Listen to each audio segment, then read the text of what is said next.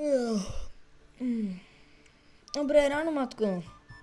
Dobré ráno, jak ses vyspal? Dobře, dobře. A co ty? Ano, bylo to docela dobré. Chceš nějakou snídani? Ano, už mám strašný hlad. Máme vajíčka a nějaký chleba. Výborně, už se těším.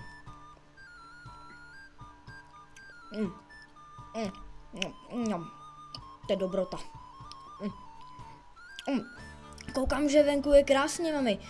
Můžu si jít hrát dneska s Davidem? Ano, můžeš.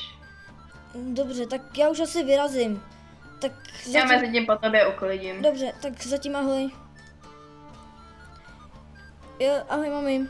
Tak jo, tak kde to Dave bydlel? Já už jsem to úplně zapomněl. Dobrý den, tak se zeptám. Haló, prosím vás? Dobrý den, chlapče, nepotřebujete pomoc? Já bych se chtěl zeptat, nevíte, kde bydlí můj kamarád Dave? Dave?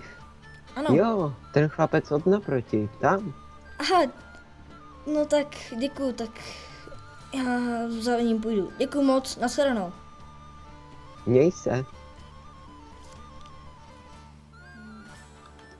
To byl divný chlápek. Haló, Davide. Čau, hele. Ahoj, hele, máš čas jít třeba ven? Mohli bychom si hrát? Jo, můžem. A kam bychom šli? Tak já nevím, mohli bychom třeba ke stromu, ke studni, nebo si prostě hrát na vojáky. OK, to je super nápad, tak jdem. Tak pojď. No ale začíná být hospodářská krize a už nemáme skoro ani peníze na jídlo. Je to teď docela špatný. Co vaše rodina? Taky nejsme na tom moc nejlíp. Jde to tam hodně dolů. Mě štve, že nás táta opustil už, když jsem byl malej a máme teď na všechno sama. Je to špatný, no. Chápu, no. Hele, tak jsme u stromu. Vlastně, já jsem se nedávno naučil číst, takže konečně zjistíme, co je na těch cedulkách napsaný. Tak ti? Posvátný strom kamenného města. Je to jediná zeleň ve městě a pokud ho někdo zničí, tak dostane trest smrti. Ty jo.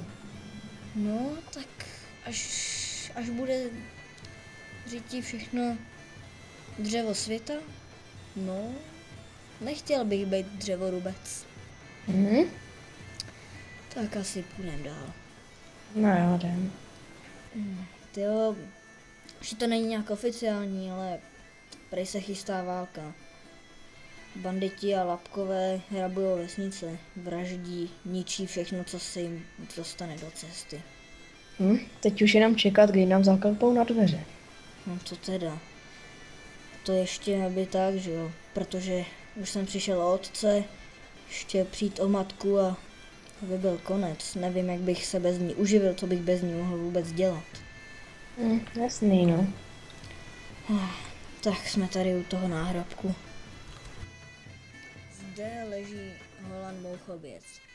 Údajně se o něm říká, že vybil celou panovnickou dynastii, která vládla krutovládou nad tímhletím světem. Zajímavý. Kde se z toho vlastně celý naučil? No víš, jak jsem se naučil číst, tak jsem strašně moc začal číst knížky o naší historii a tam je tohle všechno napsané. Někdy bych tě měl vzít do knihovny, je to fakt zajímavý a naučím tě číst, to budeš koukat, co všechno se dočteš. OK, to bude super. No nic, asi půjdeme domů, ne? Tak jo, můžeme mít. Tak pojď. Kamenný město? Doufám, že tady nemají jenom štráky. Jde se rabovat. No tak si už půjdeme domů, ne? OK, můžeme mít. O, co to? Chcípni v pekle, spratku. Ne, Davide!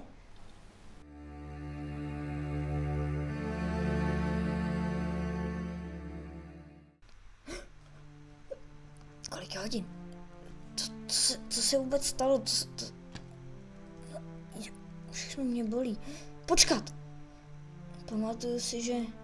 To ne. Celá vesnice je zničená. Dave je mrtvej. Všichni jsou mrtví. Mami! To ne. To nemůže být pravda. Ne. Tomu odmítám uvěřit. Ne. Mami, ne. Ne, proč ty, matka? Musím se kouknout, jestli ještě někdo přežil. A pak odsud vypadnout. Zatraceně. Hele, tamhle někdo je. Hej, ty! Jsi jeden z banditů? Ne, nejsem. Kdo jsi? Já jsem Elizabeth, a ty? William. Myslím, že už jsem tě tu párkrát potkal. Jsi tam nahoře. Počkej, já půjdu sem. Skoč, já tě chytím. Dobře. Dík. Dobrý. Myslím, že vydávat se ven bez jakýchkoliv zbraní by mohlo být nebezpečný. Vlastně, umíš něco? Nějakou činnost? Pár let jsem cvičila šen, takže jako dobrý. Aspoň něco. Počkat, já myslím, že má rodina měla pár mečů. Doběhnu pro ně. Dobře. Kde je? Nějaký Jsem zpět. To je dobře. Máš ty meče? Tady. Jo, díky. Naštěstí přežili. Tak jo, Aspoň co je něco. plán? Pevná ocel, koukám. Ano. Jen to nejlepší. No to doufám. No, asi je na čase vypadnout z města. Jej. Náš posvátný strom to nepřežil. Čekám, až se mi ten bandita dostane pod ruku. Ten za to zaplatí. Ach jo. Já si půjdu nahrát. Bude tam bezpečnější. Já si myslím, že bychom měli jít varovat ostatní města. Ale jsou podstatně větší města než my. Mají tucty vojáků, ty se pár banditům snad neubrání. Ale co když si vemou posily? Je pravda, že ten jejich boss vypadal děsivě.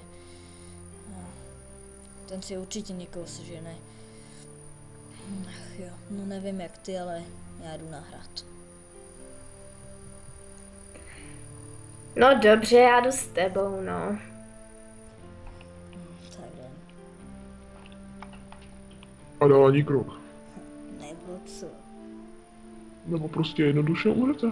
To se uvidí.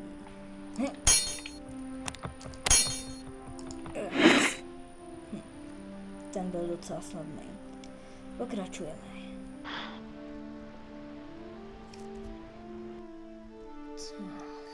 Ten most je zlo. Meremce, už jsme skoro tam.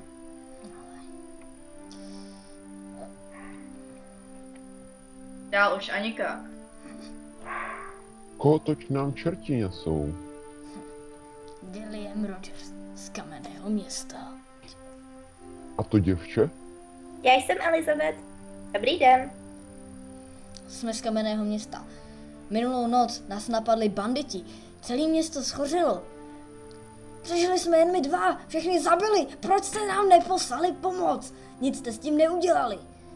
No tak Vážně? uklidni se. Nic jsem neslyšel. To ty staré uši. Dobře, omlouvám se. Myslíte, že bychom tu mohli přečkat noc? Venku je to teď nebezpečný. Že? Vy chcete zůstat venku? To bych vám neradil. Můžu vám nabídnout 2 krásné pokoje. No tak, děkuji moc krát. Straže, odveďte. Tak, pojďte. Dej, pojď se mnou. Pojďte. Já jdu. Zde je váš pokoj. Děkuji. Jo. To je výhled. Doma jsme takový neměli. Jsem unavený. Asi půjdu spát.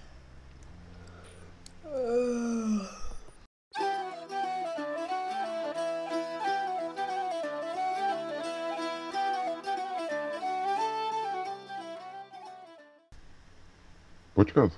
A kde budu spát já?